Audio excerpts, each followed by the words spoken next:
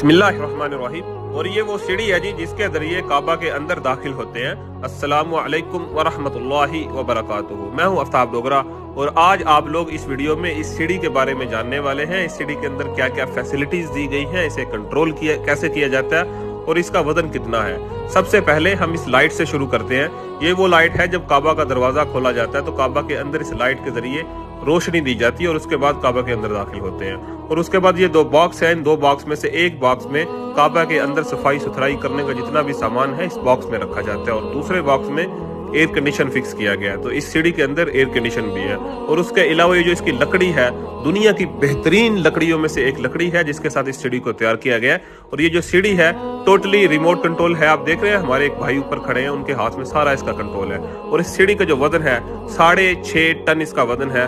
बहुत ही मालूमाती वीडियो है। अगर आप लोगों को पसंद आई है ज्यादा से ज्यादा शेयर कीजिए। जज़ाकल्लाह।